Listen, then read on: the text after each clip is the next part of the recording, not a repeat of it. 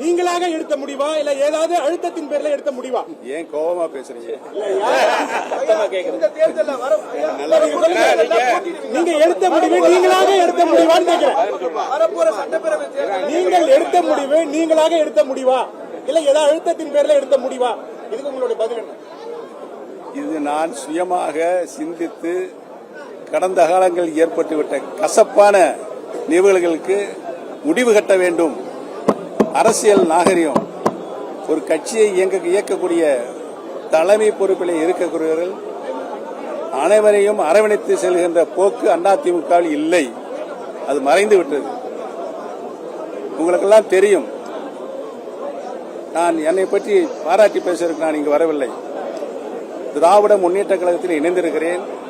அதனுடைய வரலாறு உங்களுக்கு நன்றாக தெரியும். திராவிட இயக்கத்திற்கு ஒரு ஊரு வரும் என்று சொன்னால் அதை காப்பாற்றுகின்ற மிகப்பெரிய பொறுப்பு இன்றைக்கு தளபதிக்கு இருக்கிறது என்பதை உணர்ந்துதான் நான் திருவாரூர் முன்னேற்ற கழகத்தில் இணைந்திருக்கிறேன். எந்தவித அச்சுறுத்தலும் இல்லை, அழுத்தமும் இல்லை, கட்டாயமும் இல்லை.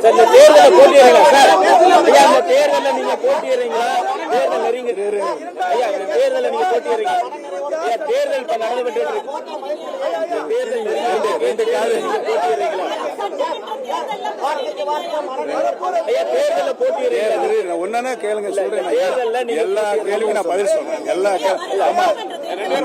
சகோதரி கேட்கிறாங்க சொல்லிடுறேன். வரும் சட்டமன்ற பொதுத் தேர்தலில் தளபதி அவர்கள் வாய்ப்பு தந்தால் உறுதியாக போட்டியிடுவோம். பாஜக கூட்டணிக்கு திமுக ஒரு வலுவான எதிர்ப்பை முன்வைத்து தேர்தலை கொண்டு சென்று நீங்க எப்படியான கட்சியை வழிநடத்துவதிலும் ஆட்சியை வழிநடத்துவதிலும் ஒரு கட்சியை மக்களிடையே கேட்ட கேள்விக்கு பதில் சொல்லும் போதே கிராஸ்ல ஓடுவாங்க. ஒரு பொறுப்பான இயக்கத்தை நடத்தி கொண்டிருப்பவர்கள் கட்சியிலும் சரி ஆட்சியிலும் சரி அனைத்து தரப்பட்ட மக்களும் பாராட்டப்பட வேண்டும். எந்தவித பாகுபாடு இல்லாமல் கட்சியை நடத்த வேண்டும். எந்தவித பாகுபாடும் இல்லாமல் ஆட்சியும் நடத்த வேண்டும். அந்த வகையில் இன்றைக்கு சிறந்த முதலமைச்சராக நமது தளபதி விளங்கிக் கொண்டிருக்கிறார். எல்லா திட்டங்களையும் எல்லா சாதனைகளையும் மக்களுக்கு எது தேவை என்பதை உணர்ந்து அத்தனை திட்டங்களையும் அவருடைய திருக்கரங்களில் தந்து கொண்டிருக்கின்றார் என்பதை நினைத்துதான் நான்